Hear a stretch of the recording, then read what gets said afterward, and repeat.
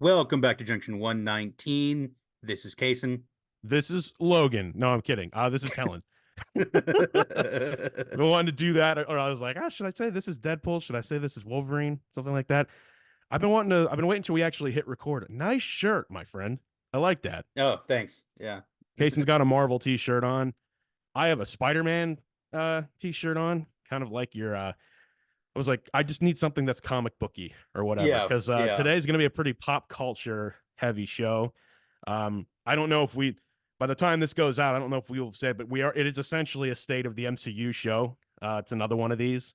Yeah. The only things we have on the agenda, obviously, we're going to review Deadpool and Wolverine. We're going to give you spoiler free, and then we're going to go into spoilers of the movie for those, and we're leading with that. And then we're going to talk about the massive MCU news that dropped the same weekend this film did a week ago. And then we're going to talk, I think we're going to wrap it up with some talking about Paris 2024, talking some Olympic stuff. So how are you, my friend?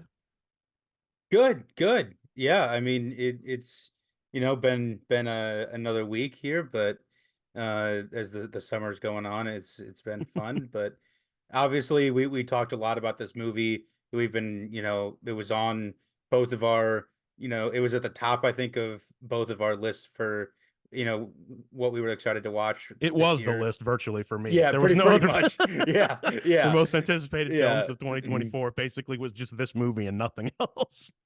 Pretty Um, much. And so, yeah, we'll get into that because I think we both have a lot to say about it, and that'll be pretty much most of the show. I also wanted to just quickly shout out our cover artist, your wife Morgan. Hmm. She put together a cover for this particular episode that is truly one of my favorite that she's done. So shout out, thank you very much, Morgan. We love and appreciate you. um, Yeah. Absolutely. But yeah, I want to get into spoiler free talk. We're gonna just right out of the gate, Deadpool and Wolverine. Why don't you start? Because I also think we should rate it during the spoiler free section because I know some people are going to listen to or watch and listen to this show, especially among my family and others who have Yeah. not seen this movie before yet. So Yeah, I think that's probably a good go ahead call. and lead us off. Um, okay, so I will say, obviously, very funny, as expected. The humor, right back to what we, we're expecting from Ryan. I thought it as far as what was expected and what people were hoping for, Ryan and Hugh delivered with bringing that dynamic. I agree. And because we knew kind of going in that it was going to be kind of like a buddy cop kind of storyline, and it was, and that dynamic was really the heart of the whole movie. And I think that it definitely, I think, achieved the goal. And for me, this movie in general was everything I hoped it would be and more. So I don't know about you, but what I had hoped going in, they delivered and then some. So I will say I agree with every point you made. I will say the one demerit I really do, and this is fine in terms of spoiler free. You might disagree with this, but similar to how I felt walking out of Multiverse of Madness, this didn't push the envelope in the MCU quite to the degree I thought it would.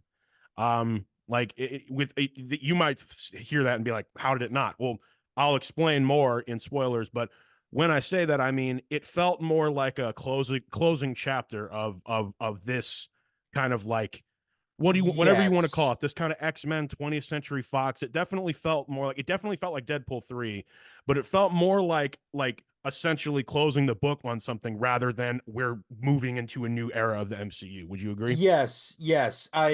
I've heard that before, and that, like, the big thing was, okay, but like, how does this connect to anything else? Like, Correct. it doesn't move the storyline as far as what we're going, except for one key detail that was introduced in this, Sure. that sort of, I think, is the point of where we're going from here.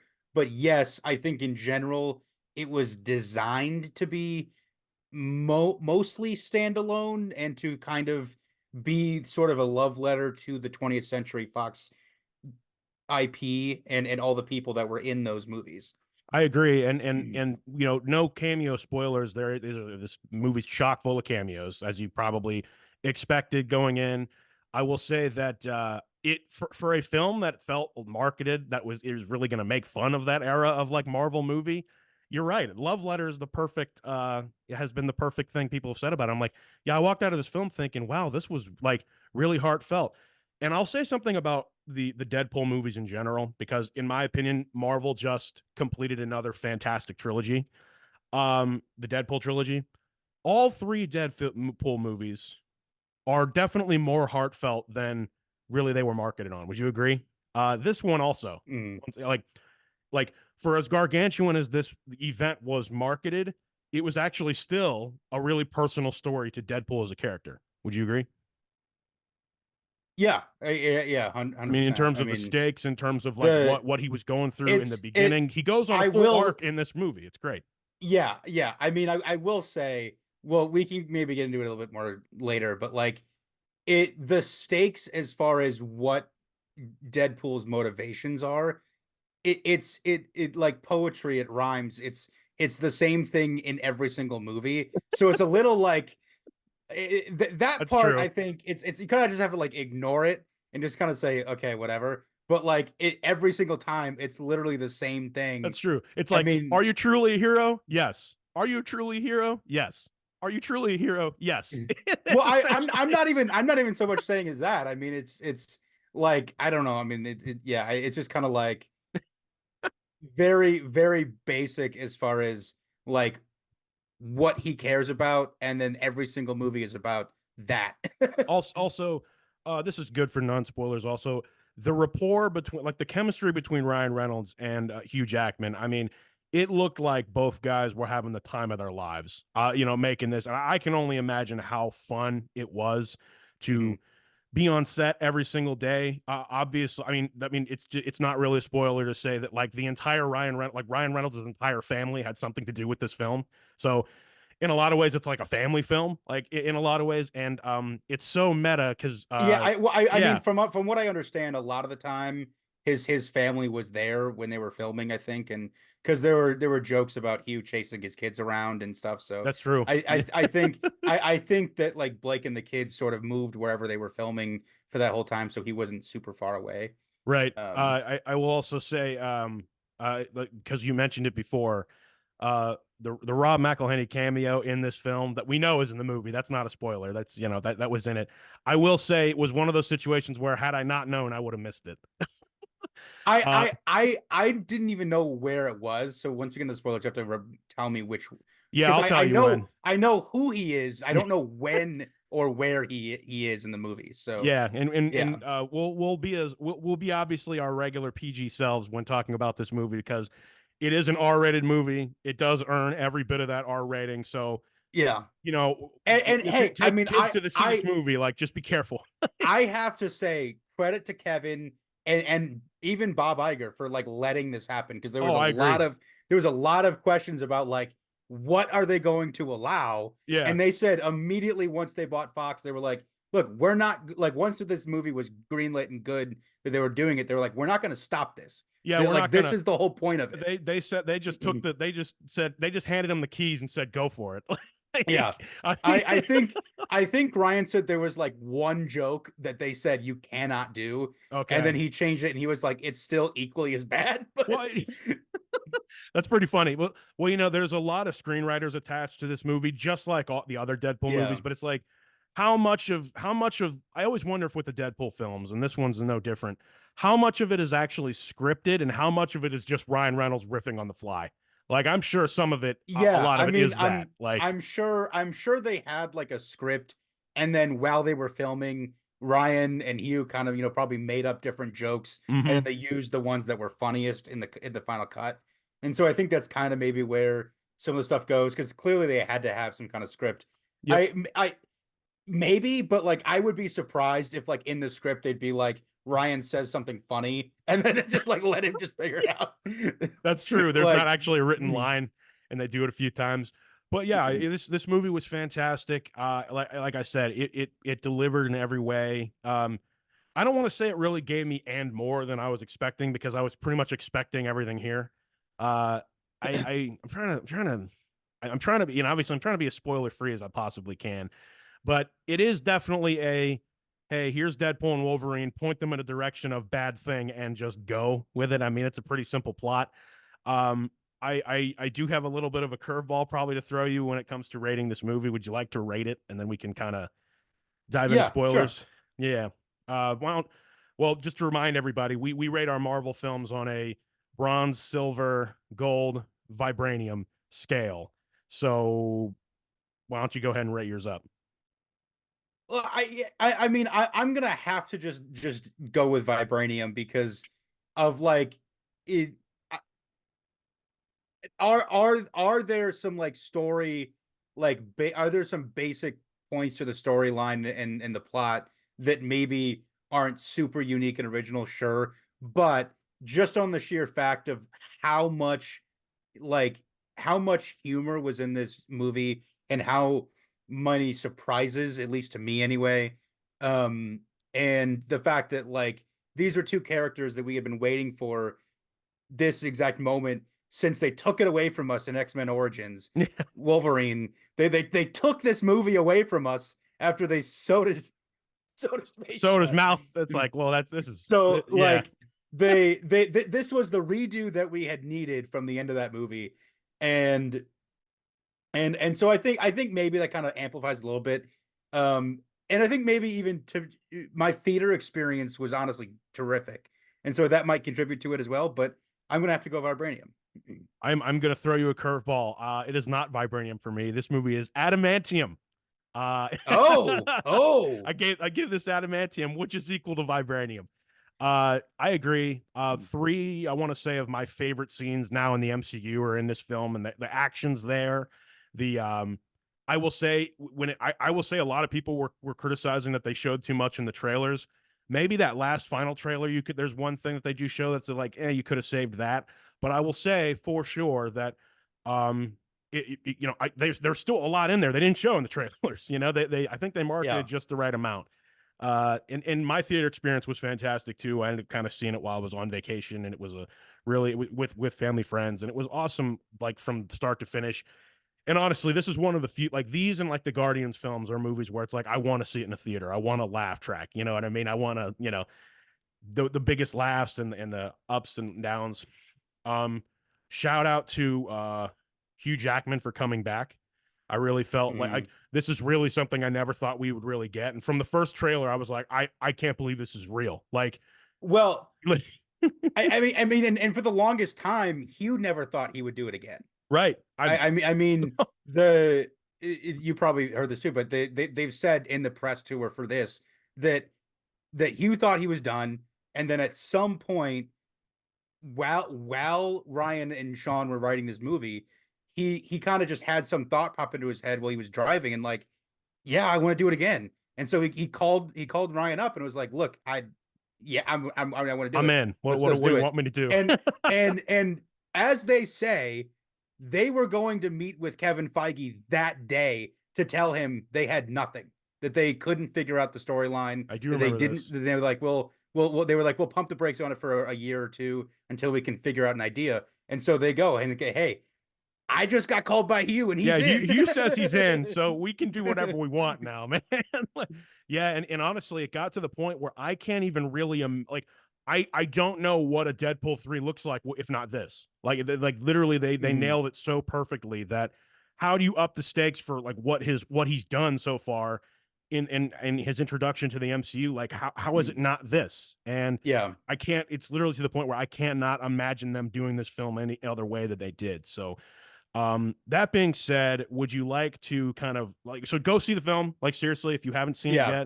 yet, like this is one of those situations where even if you are not like a huge Marvel fan, this is definitely like on the short list of like one of those event movies where whether you see it in theaters or not, you got to at least see this once. I I mean, look, I have a so you'll find this story very funny. sure. So I we go to see Deadpool 3. My wife not a huge like MCU fan. She doesn't like them. I have been struggling to get her into them. And but she likes Deadpool because it's funny. And so we go see Deadpool. She liked it. I mean, knowing, what she could know. And then the next day I go to to get a haircut, and then I come back, and she's watching Logan. Wow. And I'm like, what are you doing? That is a And real. I'm like, hold up. I'm like, hold up. You got to pause this. We got to go back. Yeah, you and can't we just got to go back. We you gotta can't go just back. dive right into Logan. Whoa, wait a minute. Like, I'm like, we got to go back. well, I mean, some of my favorite, and this is still no spoilers. Some of my favorite Marvel movies of all time are those 20th century movies. Like, I love the X-Men, and just yeah, I love them too. I mean, there's been some low points too. Don't get me wrong. Like, when they're bad, they're bad. Yeah. But like several of those films like are really, really great. Like, not just Logan, but I mean, X-Men First Class, Days of Future Past, X2, X1, X3 is not very great. But there's stuff. Well, the Wolverine, that movie, the other Hugh Jackman movie, a movie that's underrated in my opinion. The Wolverine is very good. The Wolverine is an incredible movie. I mean, it gets a little wonky and comic booky at the very end, but like I had been wanting to see Hugh Jackman go like to Japan and do some sort of storyline like that, like my whole life. And when that movie came out, like I ended up not seeing it in theaters. I saw it secondhand, and I was like, oh man, I should have seen that in theaters. But that's awesome. That's really cool. So but also I just laughed also because what a tonal shift from that movie from Deadpool Wolverine to Logan, which is a very heavy film. If you haven't seen it, like it's not a movie you casually watch. Like it's a very, very serious, heavy movie. Like it is. That being said, want to kind of just take the spoiler veil off. So you can timestamp it here, bud, and we'll just kind of spoiler warning from anybody. Spoiler warning. You know who you are. We know who you are. Certain somebody, friend of the show. Yeah, spoiler warning. Like we're just gonna go into it. What Casen timestamps everything. I was trying to think. I literally lost my train of thought because I was like, wait, I wanted to say something in this section. I have it written down. That's for later on when we get to the MCU news section of it. But yeah, we'll timestamp it. So getting into it, right here, boom. Both of the fight scenes in this film between the two of them are some of my favorite scenes in all of the MCU. Like from the moment Deadpool turns to the camera and says, all right, let's give the people what they came for. And he says, oh, this is going to get good. And then he just jumps on the thing and he reloads the guns and it's like, bam, bam, bam. It's like, it felt like the starting gun to the film. You know what I mean? Because up to that point, I mean, we had that incredible montage where he goes through the multiverse to kind of look for a Wolverine, which I thought was a fantastic way to show a lot of great comic moments. Comic accurate and Wolverine, he's short. The Cavalrine. Yeah, Henry Cavill, which was funny because the group I was with, we were actually talking about Henry Cavill like on the drive to the theater, and then when that happened, it was one of those moments where we all look at each other like it was fantastic. But shout out Henry Cavill, big fan of him, big fan of his. But yeah, like it with as great as the opening was, we get this TVA kind of thing. Oh, sorry, notes fell on the ground. We get this TVA kind of thing, and like the stakes are kind of set. I don't know. Like, how'd you feel about? I'm kind of going all over the place, but like, how'd you feel about the action sequences? I mean, any of that stuff, the dynamic. Yeah. I mean, I'm kind of all over the place. You can take it any direction you want. Yeah, I'm gonna try and sort of back up chronologically here. The opening, the bye sequence, where he digs up Logan's bones, that obviously I think is one of the best scenes in all of the Deadpool trilogy, because obviously I love the scene in the first one where he's counting the bullets when he's doing the thing on the bridge. And so that was great. This was I only have 12 bullets, so you're gonna have to share. Yeah. So this was next level insane. I mean, it was a very shout funny. out my mom. She said that's up there with all of the Guardians intros.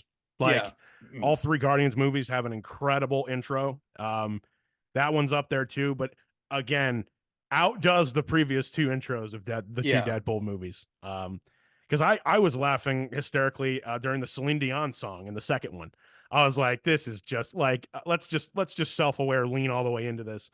I also was like, how is this going to begin? But all three Deadpool movies always begin with like they're already kind of into the journey, and then he says, let's back up. and then he backs up, and we see Yeah. all of that. There was only one thing that happened early on in the movie that I didn't really see how he was doing it, and it was when he was sitting talking to Happy, like the quote unquote sacred timeline. I'm like, they don't really explain how he's there right there. Like, he's out of his own universe if he's talking to Happy. So I have heard other people talk about this too, and the fact that they point out that he's on 616, and then he's back in, I don't even know what is it. Whatever It's the number like of his it's universe like is. 10,005. Yeah, something like that. Yep. So I think the logic there is he did that after he did that with the cable, like With the watch. with the cable like time thing. Yeah, when he's messing around. Because he went to 616 and then he came back and was like, yeah, they didn't want me.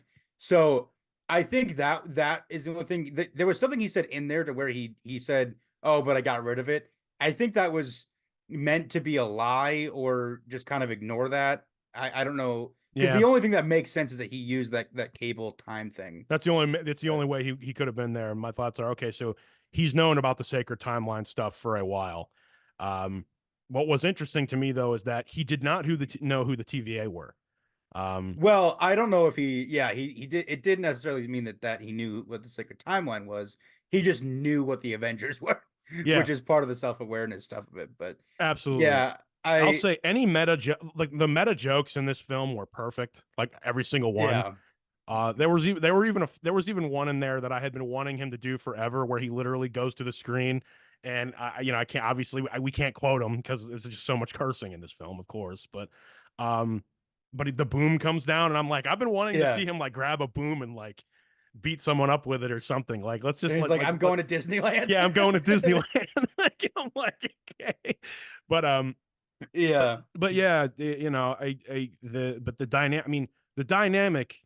I mean, it just was so perfect between Ryan and Hugh. But man, the action sequences. I will go as far as to say this feels like the most, besides the height, of course, comic accurate portrayal of Wolverine that we've had, from his ruggedness to, and actually someone pointed this out, Wolverine actually does have like added strength because of his adamantium like skeleton. And this was the first X-Men movie of any kind that actually, I think, shows it. I mean, kind of in the Wolverine, but like he's supposed to be similar to like Steve Rogers in terms of like when he throws a punch, you feel it. You know what I mean? And I felt like Wade Wilson could really feel the impacts in this movie of those things. Yeah. Would you agree? Yeah. I'm trying to think. Yeah, he's supposed to be like basically like a super soldier, a little bit with metal bones and stuff. But anyway, moving around though, obviously the stakes of the movie are high. I wasn't really familiar with Cassandra Nova as a character at all, so yeah, the fact that it got very comic booky and things, but like, I do want to hear who your favorite cameos were in the movie. I kind of want to shift it to that. Yeah, well, obviously, I loved the Chris Evans Human Torch Flame on fake where you that was thought a he was top 3 laugh America moment in the movie for me. Sorry, dude. Yeah, my theater lost its mind because we were like, oh my god, it's Captain America, and then he's like flame on, and we were like, what? He's like, oh, he's gonna say it, and like I feel like at times Deadpool is like the vehicle for the audience because he knows everything and he knows he's a comic book character. He's like, oh, it's him. It's him. Oh, it's him. And then it's like, oh wow, Chris Evans back. It's like, oh, flame on. I'm sorry, what now? Wham! That actually nearly like brought me to tears and laughter. No, like that was so good. Well, because like when they showed him like in the background when he's like, it's him, and they just showed his like sleeve. I heard people around me going, "It's Cap, it's Cap," and then I was like, "Oh," I was like, "Yeah, I guess." And then, nope.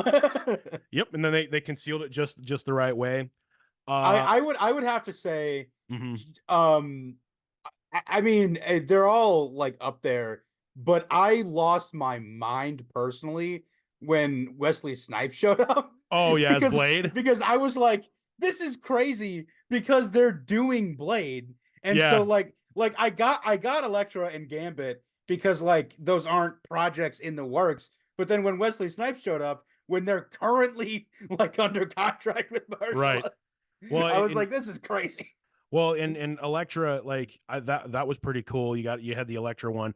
I actually didn't know until after a friend of the show, Josh, actually told me this, that there was a Gambit movie they were working on starring Channing Tatum. Yeah. I had no clue about that. I really didn't. I didn't realize. Like, I remember their whispers about being a Gambit movie. I had no idea that they were actually talking about that. It was around the Magic Mike kind of era of his career. It was going to be Channing Tatum, yes. and then it just never got out of development. I was like surprised at how good a Gambit he was in this. Like, I literally was like, I would take him as Gambit in the MCU. Yeah, I have a feeling that he like has just been in love with Gambit for a while, like since he was a kid. Because I looked it up later too. He's from Alabama, so I don't know if maybe like Gambit being sort of, you know, like a Cajun. Yeah, that like maybe that him being from the area sort of drew him to that from like a character perspective. Well, but I even thought about it because I've been thinking about who's going to play these X-Men roles, right?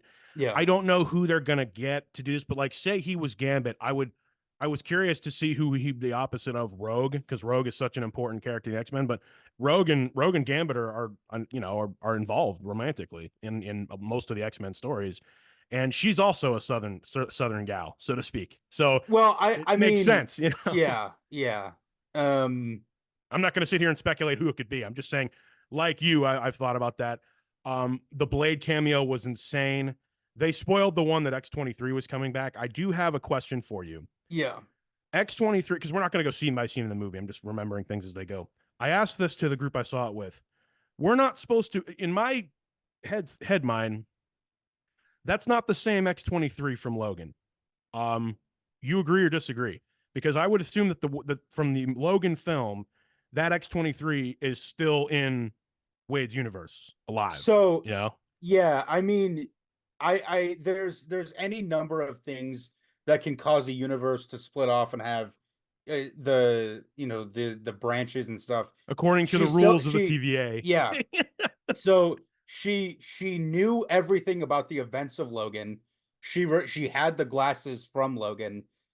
I think it's insinuated that she's basically somebody from a branch timeline from that universe, to where something went different after Logan, to where she's not exactly who she's supposed to be under the sacred timeline of that universe. Hence why she'd be pruned and in the void. Yeah.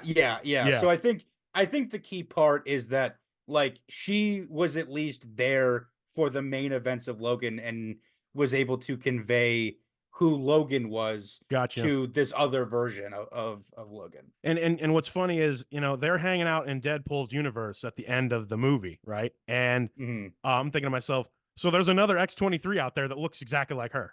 Well, so here's the thing that also I think is maybe a bit of an issue that I've heard people question, is that Logan takes place still in the future. It's in like the 2030s. It's 2036. It's 2029 or something. Yeah. So so backing up, this movie, the whole point of this movie is to introduce the concept of anchor beings as like the main part of, or as like they're the whole reason the universe exists. And if they die, the universe dies. Logan isn't dead yet. True. So like, how is the universe dying? And so that's a good point. Yeah. I think the way I interpret that, because people were like, how is the universe not dead before he's born? And then like, how is it? So, but from what I interpret is that the Mr. Paradox character that was doing it, the whole point of what he's doing is like, he's not doing anything TVA approved. He's like rogue from TVA. Yeah. And so from my understanding, he's like lying because he said it could take hundreds of years. So I think what he's saying is he's not dead yet, but he will be dead. So I'm trying to make you have to do this, or else. So I think he's like, anchor beings might not even be a thing. Yeah, it's like he just lied to him. Like, I think the point is that that's true, but I think he's lying about like realistically about like what is happening. Yeah, I will I already talked about how great the fight scenes were. They were amazing.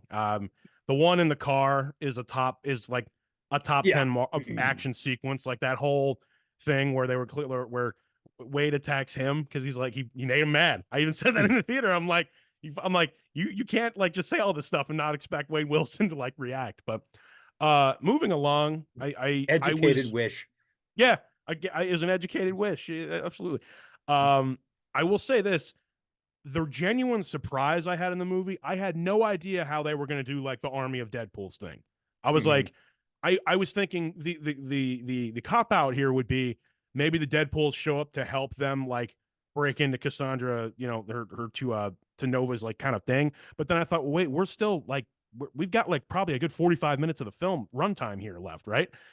What are they going to do? I really did not expect the Deadpool Corps to like show up and it's to stop them. Like I really didn't. I was like, Yeah. oh, we got to fight these guys and gals, so to speak. That was fantastic. Also, with I'm just going to be honest, my favorite cameo of any kind in the entire film was Paul Mullen as Welshpool.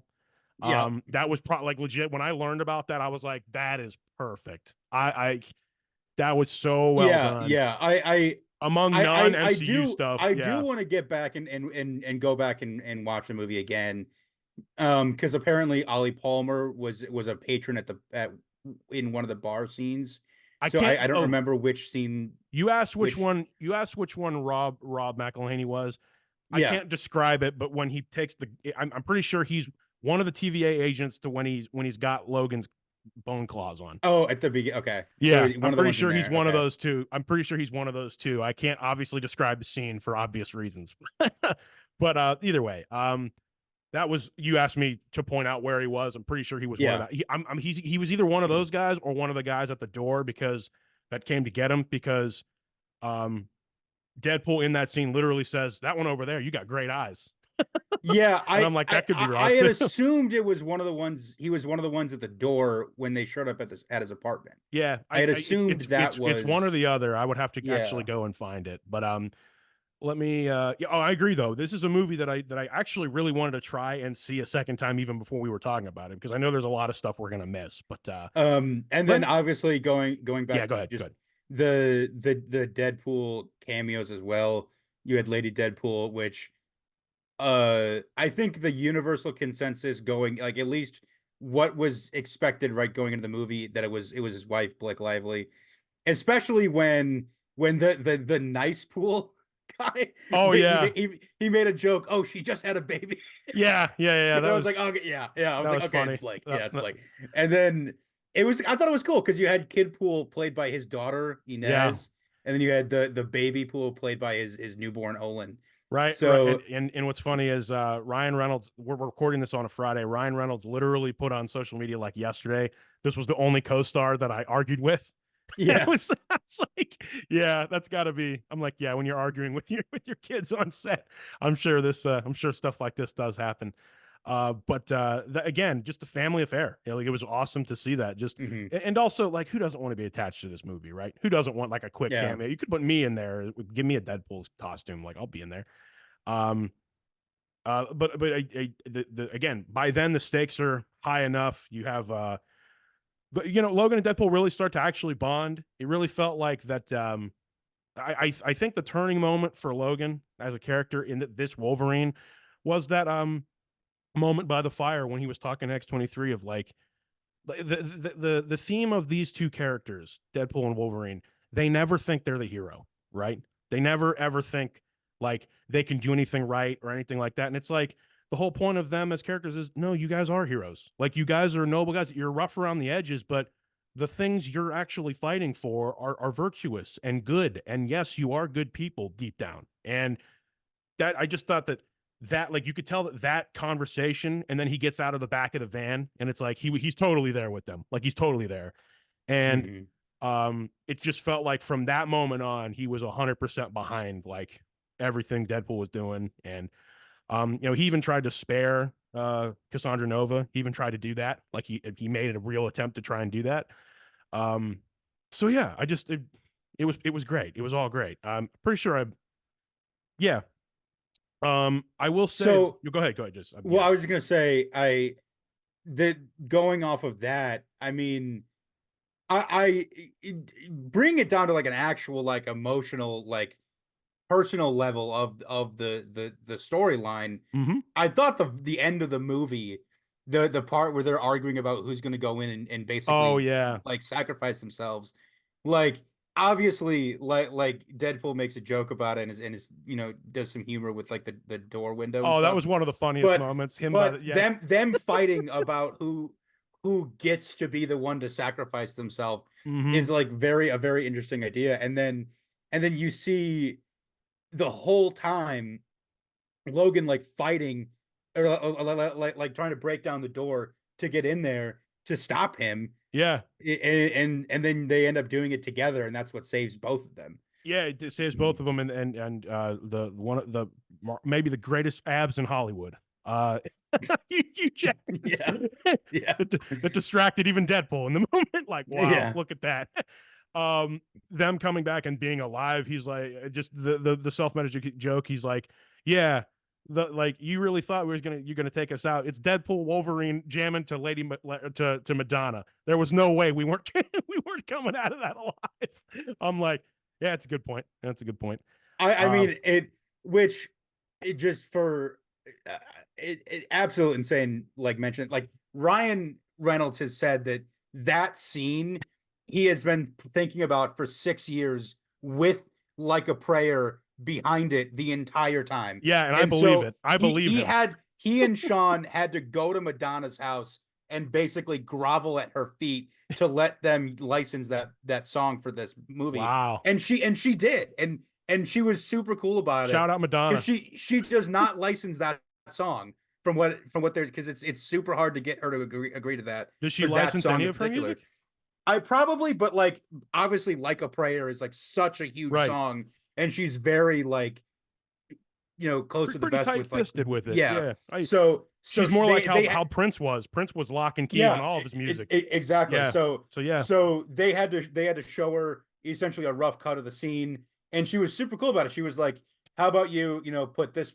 Like she brought in some musical notes about like where to put what melody of the or like That's what beat of the awesome. So song and she what had some stuff. So creative say she and did, how it she did, and that's then fantastic. he I was didn't saying know that that. they had to call her like they had done the final sound mix, and then they were like, "Wait, this one thing needs to be changed." Yeah. And so they had to call Madonna from like the editing bay and be like, "Look," and she said that she answered the phone. "Are you calling to ask me another question?" Yeah. And he's like, Yes. Yeah, like we're kind of cutting this whole thing together. Like we're in the editing room. Like we need to Yeah. So it's awesome. obviously That's great. it's great when like a lot of like super hard things to have fall into line all fall into place, and you get such a huge masterpiece of a movie Yeah. no one ever thought we'd get. Like, I mean, the Hugh Jackman thing, the all of the songs and the music in this movie, I would think are probably hard to get. Hmm. I was even surprised they could get "Bye Bye Bye," especially for the usage of that song in the And movie. I don't know if you've seen it, but NSYNC's official YouTube channel has gone in and changed "Bye Bye Bye" to in parentheses be the song from Deadpool and Wolverine. At least on YouTube. I swear that's Yeah, real. I saw that yesterday on Thursday. That was so good. And I'm like, that's perfect, you guys. I'm like, that's just yeah, like so anyway, so getting to what I was kind of talking about in the spoiler free, just kind of want to talk about this. It didn't like what was actually pretty cool is you have this great emotional roller coaster of a film, and then there were people literally crying in my theater because of the montage during the yeah. credits. Literally, legitimately, I heard sniffles. I was getting a bit teared up myself. I was like, this is really really nice. I didn't see that coming at all. Like it really No, felt like a close into the book. Like I I wow, honestly felt the same way. Is like I I got super into the original trilogy, and then the First Class, Days of Future Past when I was in like high school. yeah, And so it it was emotional too, because like you think about the people, especially when you think about that sequence with Blade, Electra, and Gambit, where it's like get the endings that they deserve. Yeah, And so you think about, maybe not so much Channing, but like you think about like Wesley and Jennifer Garner, about like how much work they put into those movies for, I mean, Blade, I think, was at least kind of well received, at least the first couple, but the Elektra, especially, like you think about sort of how much work that, these people put into these projects for them to just kind of flop and not be good movies. yeah, Like you feel like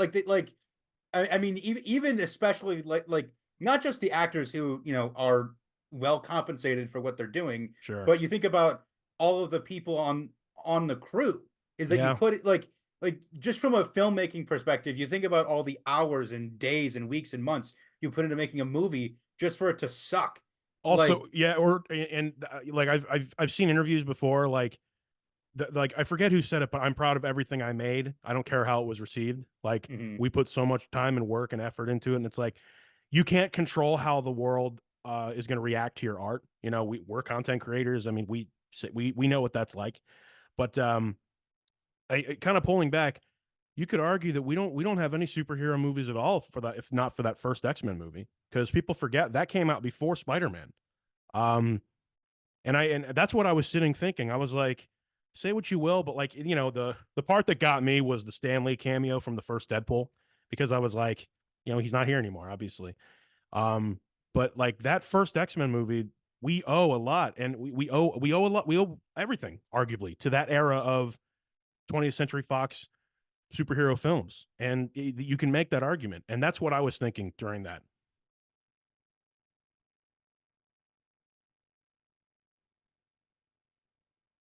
Um, I forget where I was in terms of sequence, but I well, was you were literally just completing my thought. yeah, you were just saying that somebody said that they're proud of everything that they made, Right. and depending on how it was received. Yeah. And so I will repeat myself just real quickly. That's what I was thinking when I was watching that sequence. Just like Mhm. we owe so much to that era of 20th Century Fox storytelling, and for a film that was marketed on it was just gonna rip that to shreds, like in terms of making fun of it. I walked out of the theater thinking, no, that was a love letter to that whole thing, and just the amount, also just the amount of people who were willing to come back and reprise those roles. It really felt like a true closing of the book. One of my favorite moments in the entire film in terms of laughter was when Blade has got the bazooka and he's like, there's only ever gonna be one Blade, and then Deadpool looks Yeah. right at the screen. Yeah. That was one of the biggest laughs in my theater, by the way. That was, Yeah, same, and same. all it was a move, and it's like I was thinking to myself, no one tell him, just no one tell him. You know what I Well, mean? no, I think the point is the fact that the movie's been delayed 7 times and Yeah, they've had 8 different directors, and I think the whole point is that he's like, there's only gonna be one Blade there's only because gonna this be one. movie's That's not true. coming out. That's even He's like, funnier. sorry, Yeah. Mahershala, that movie's not happening. It's just not going to happen. I'm telling you. So, but ironically, that is supposed to be the next rated R MCU movie, Yeah. according to Kevin Feige. I will also say this: shout out to Kevin Feige in general, who also just got a star on the Walk of Fame. I will say Mhm. this man changed filmmaking, but also when you were talking about all the things you need to come together, who's the guy who's made all that happen this whole run? That dude.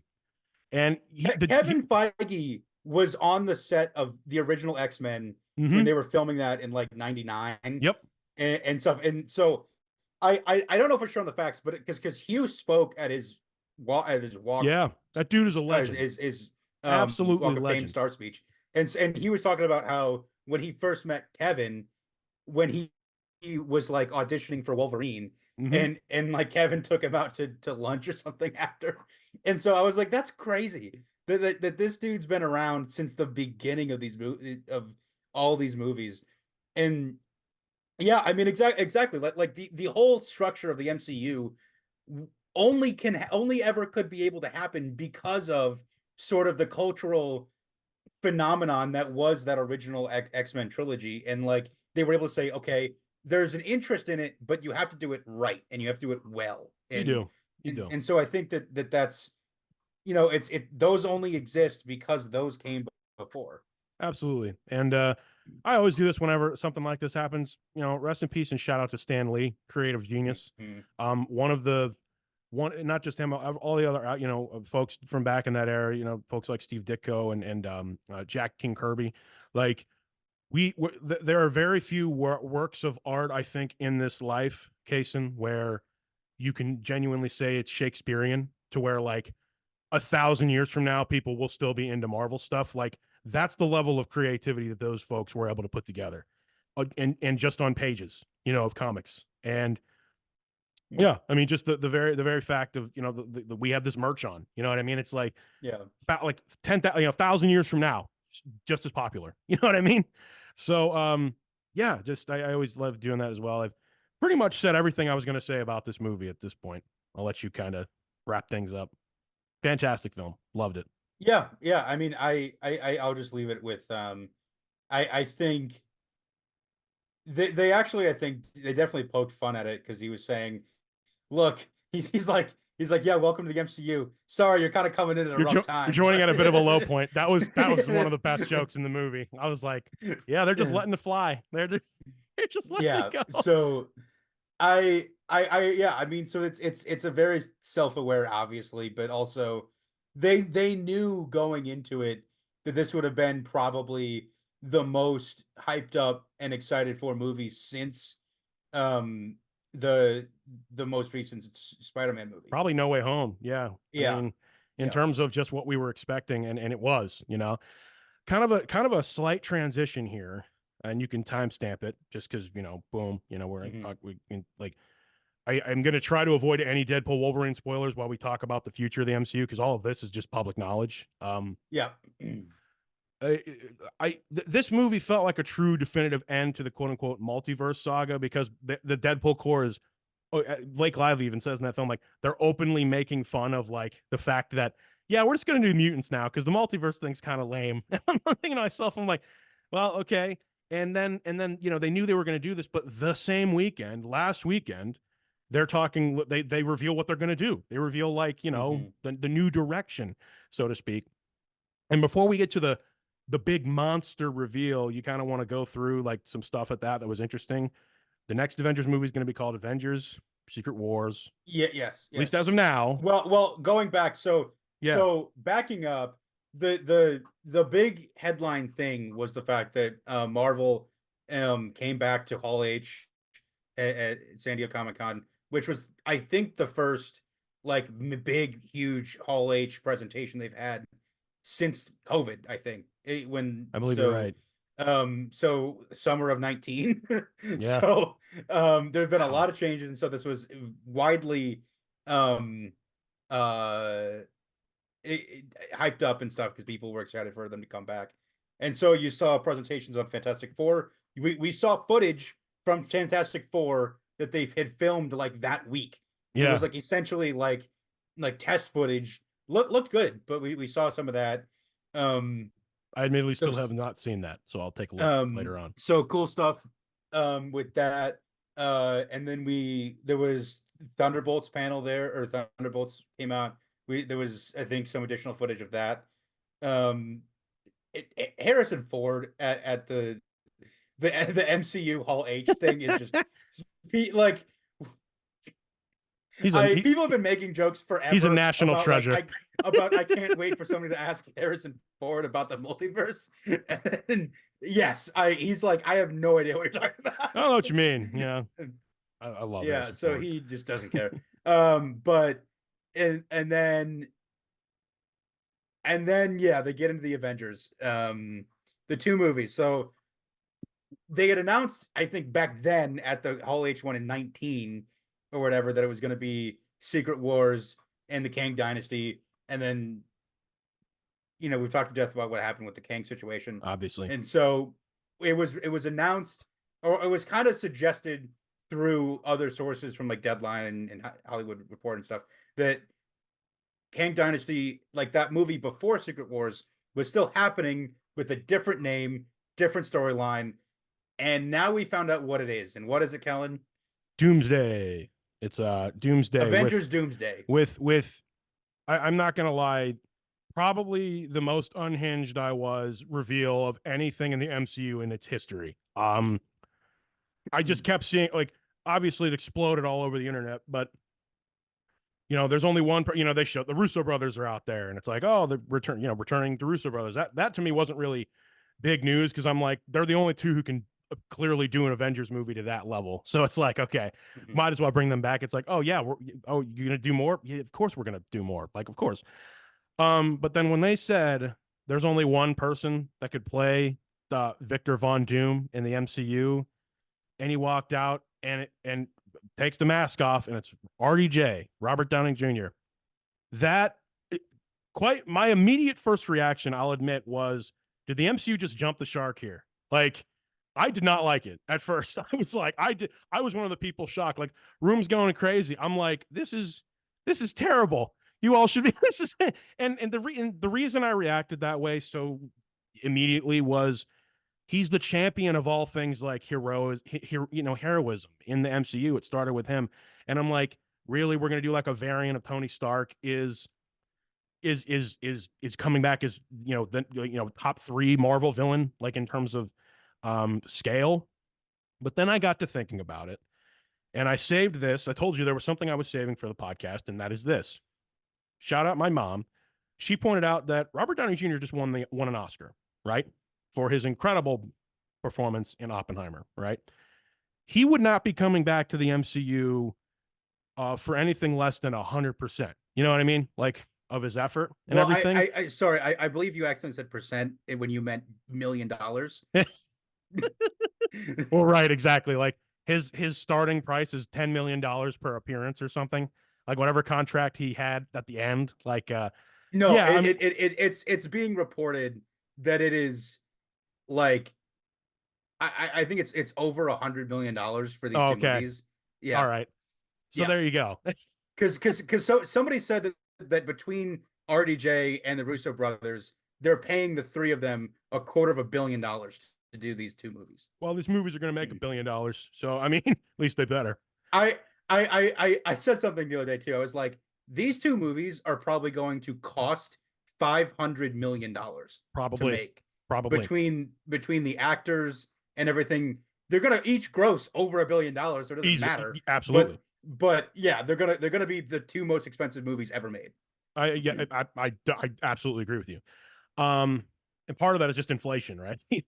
Yeah. But kind of getting back, I will say I'm now on board with it. I'm on board with it because I don't know if he's going to be the all-time Victor Von Doom, but I will say this: Tony Stark, like good Tony Stark that we knew in the MCU, made a bunch of robots that nearly destroyed the world, and he did that on complete accident. Imagine if he's on purpose and bad. You know what I mean? Yeah, That's a terrifying thought. I'm glad you've at least kind of come around to being open about it, because we talked about it. I've come around. And I don't know as much comic book stuff as you do and as other people do, but from what I've seen, that is something in the comic books, is that it's a comic accurate like plot line. And so I think some people think that maybe his parents were killed and he was adopted by, or he somehow ended up in Latvia, and right, and his parents were the Von Dooms. I don't know, but I think it's entirely possible. And so I think it could work. My thing, the one thing I actually have it written down here. The one real big thing is, I almost wish they wouldn't have revealed that at San Diego Comic-Con. Can you imagine how mind-blowing Secret Wars would have been if Doom shows up and it's RDJ as Tony Stark? That would have blown the lid off of anything they've done. I think they had to, because I think he's going to be in Fantastic Four. Oh, well, that makes sense.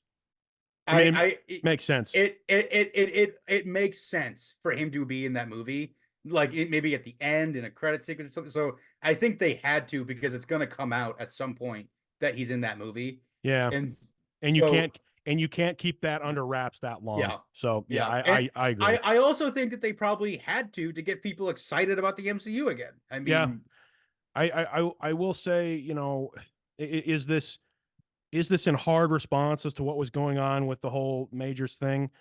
I like, by definition, yes, it is. But at the same time, people were not on board with the whole Kang storyline. They just weren't. And it just makes sense that you'd pivot to Dr. Doom. You know what I mean? So I'm not sure if this is with it, until they ruined it in Quantumania. Well, like people were on board with it until they were like, oh wait, that doesn't make any sense. Until we saw like Ant-Man just annihilate a Kang variant, we were like, what? right, that's true. And so, in hindsight, I'm glad that like some bigger punches, so to speak, were not like pulled as that things didn't go a certain way at the end of Quantumanium. You know what I mean? Uh, that being said, it gets people back on board, like you said. It seems like there's essentially been a standing ovation from the internet on this move. So I wasn't on board with it at first. I have come around. I'm I still will just say, skeptical of how this is going to work. I But okay. will say, I am. I mean, it's they're still doing the multiverse stuff, but I'm fully prepared and expecting them to do like a Tony Stark fake out to where you see, I don't know, maybe Tom as Peter or somebody like go or like somebody goes up to him and it's like Tony, and and they find out it's not Tony. Yeah. And like they're definitely gonna do something about that, It's about but like a fake Tony, you know. But I also thought about something else. This also does work for the whole Young Avengers thing, because if you're trying to put a team like this together, it's going to be pretty jarring for the new squad, so to speak, to see this in their universe beacon of like, oh wow, it's Tony Stark. It's not Tony Stark. It's Victor Von Doom, and it's this variant. I think that makes it very deeply personal to a lot of characters, not just Spider-Man, but like all those young folks. And I'm happy that we apparently are still getting the Young Avengers somehow in Secret Wars. I really was hoping that the whole pivot wasn't going to scrap that. Um, I don't know if we'll get a Young Avengers only project. I don't know if we'll get something like that, but like we will get a team up of some kind that will exist in the MCU going forward. Like, oh, we're going to deal with the Avengers or the Young Avengers. You know what I mean? Mhm. So just kind of establish a few more of them. I will say that I don't know. I think it's cool that next year, literally next year, 2025, we're gonna get what, Brave New World. I don't know when we're getting Thunderbolts. Did it say? Because Fantastic Four is supposed to be next year, correct? Yeah. Okay, so we're gonna get a Fantastic Four Yeah. movie from the MCU, and total side note, we're gonna get the next James Gunn movie on the other side, the Mhm. Superman, around the same time. So that's gonna be pretty awesome. I'm very pumped for both movies. Uh, and I think we'll have a much more longer list next year, Casen, in terms of anticipated films. But yeah, I think so. Yeah. I mean, we talked about it at the beginning of the year, and just the fact that like the strike and COVID, and I mean everything just kind of gotten pushed back and back and back. And I think we're finally at the point where next year there'll be some, a lot of movies and projects coming out. so So we'll see. You and I are huge Marvel fans. I've read, I've read a lot of comics in my day for this to work. I mean, I don't necessarily, if it's true that they're not going to have this permanent Doctor Doom be Robert Downey Jr., I'm not sure who they would get to play him, to be honest, which is why I'm like, no, he might be in this for the long haul. Like we might have just this is Doom. You know what I mean? So I'm back to being excited about it. I'm yeah. still skeptical of like this I working. That's I basically saw it. somebody I saw somebody say, "Wait, I think Kevin said get the guy from Oppenheimer, and then they got the wrong guy." That's pretty good. Well, right. It's like Killian Murphy. I would have made a lot of sense as well. So that's honestly who I thought Yeah. was going to take the mask off. Mhm. I thought, oh, here he is. It's Killian Murphy. Mhm. But then it's like I'm on Twitter and I'm seeing like Robert Downey Jr. and like Doom trending worldwide, and I'm like, oh no, please don't tell me it isn't real. Like Doom scrolling, you know. No, but I've since come around, so we'll see it. Any further thoughts on that, Casen? um, no, I mean I'm just intrigued to see where we go from here. So Cool. Let's wrap this up with some talk on the Olympics, because it's kind of a show where we got to get some sports talk in here, right? mhm. Um, been watching the Olympics, Casen. I always love this time of year. Yeah, I mean, I haven't really been able to catch much of it, but I've seen, moments and stuff that are going on social media. There was, I believe, a Turkish guy in the like pistol shooting competition that was he said that he essentially looked like he just walked up and started doing it. Yeah, Because he didn't need all any the competitors equipment. were having these like elite like shooting glasses, and he just kind of walked up and Yeah, that was awesome. and he got silver, I think. Yeah, got silver, just natural shot. I will say this is we're recording this on a Friday after evening. I did want to point out the medal count. Yep. China leads the medal count with no, excuse me. The America leads the overall medal count at 41. The most golds is China at 13, and the United States, France, and Great Britain are all tied for second at 9. I just wanted to point that out. That's gold medals. I think that generally I think that's generally happened from what I can remember, in the fact that like US generally gets at least first or second in the total overall medal count, mostly because we're just racking up second and third place finishes. Yeah. Yeah. Yes, I will say the United States, at least as of now, as of this taping, has 9 golds, 17 silvers, and 15 bronze. So shout out USA. It's always cool. But also, we're just such a huge country that it's like, well, yeah, of course we have a team in every single event. Some of these smaller countries have like 6 or 7 Olympians, and they're in like a couple of events. I have YouTube TV, so I can 4-screen it, and I feel like Scott Hansen. Like it's so much stimulation, like on a Sunday in fall. I swear, I've got like, swimming on over here, basketball over here, rowing on down here.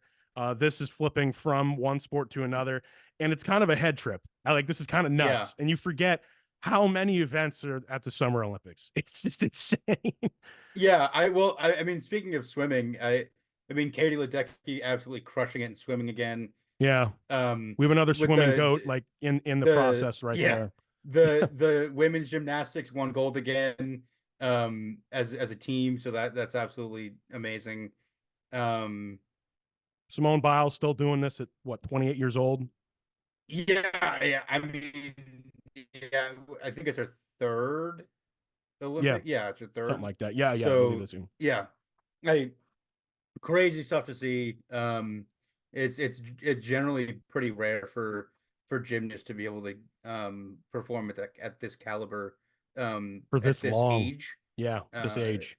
Especially for this long. So it's good for her to be able to sort of cleanse the palate on whatever went down at the Tokyo Olympics.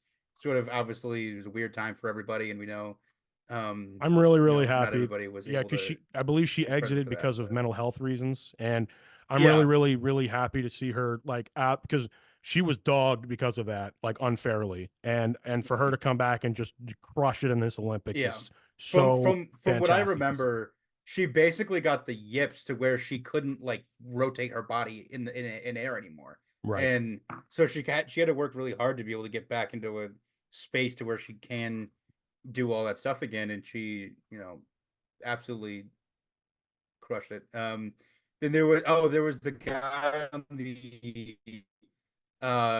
the men's side. Repeat yourself. You kind of got gargled. Hang on, stop. You kind of got gargled there. Repeat yourself. Oh yeah, I was gonna say there was on the men's gymnastics side, there was the pommel horse guy. Yeah. That was essentially like the pinch pommel horse guy.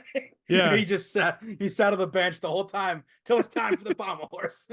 I'll tell you what. There's one event. I will say this: the Olympics are always, and it's funny because I feel this way anytime watching pro sports, but the Olympics is always like, man, like to do something at this level is one thing, but some of these just really obscure sports, and then it's like you do something that physically in your life you could never do. Like that's the thing that goes through my head anytime I'm watching the Olympics. I'm like, oh, these are such fantastic athletes. So, I do think it was. I mean, I thought that the part of the opening ceremony when they're all like coming in, like the processional and stuff, I thought that was pretty cool. They were all on boats. That was pretty unique. Usually they're just like walking into a stadium and it's kind of boring, but I thought the part on the boats was kind of cool. I agree. Made for some pretty great memes as well. Like you had LeBron as like as George Washington. Yeah, you got LeBron as like, and it's like Washington's crossing of the Delaware. It's like, okay, like all right, like that's pretty good. I'll give you that, internet. But yeah, I mean, I just love this kind of time of year. Every 4 years we get this kind of celebration of just quite frankly humanity, and it's just like so it's fantastic to see, because really, I mean, as cliche as it might sound, like when you take away the labels, there's more that brings us together as a species, quite frankly, than drives us Mhm. apart. You know what I mean? And it's Yeah. one of the things I can Jeez. one of the things I can say about that. That is hilarious, by the way, that is happening on the show. Yeah, I'm yeah. a little bit blown away that you're still If on the you're call. well, so if you're listening and instead of watching, my power's been going in and out That's because why he's been a little gargled too. it's So storming, and so we lost the recording for a moment the first time. I'm currently like going off of my phone hotspot, so that's how I still have connection right now. this is But incredible, but like this yeah, is actually amazing right now. yeah. So Just he's just casing in a dark screen, rolling with it. That might be a sign to wrap it up, Casen. Wrap up this show. yeah, We really appreciate and thank everybody for watching. Let us know your thoughts about Deadpool and Wolverine. Any of the MCU news we talked about. I'd love to hear just from anyone out there and your thoughts on it, because I honestly like hearing more from casual fans about stuff like this, because I will analyze this on a comic book reader side to the point where it's like I'm overthinking it. Like just take it for what it is. So yeah, yeah. yeah. Any thoughts, Casen? In the dark? Uh, no, yeah. I mean, everybody go watch Deadpool and Wolverine. Go watch Deadpool and Wolverine, and yeah, we'll be here to keep you informed and give you our opinions on all things MCU going forward. So thank you for coming to our State of the MCU address. This is Yeah, Kellan. well, Oh, this is okay, good. Casen. And we'll see you as always at the next stop.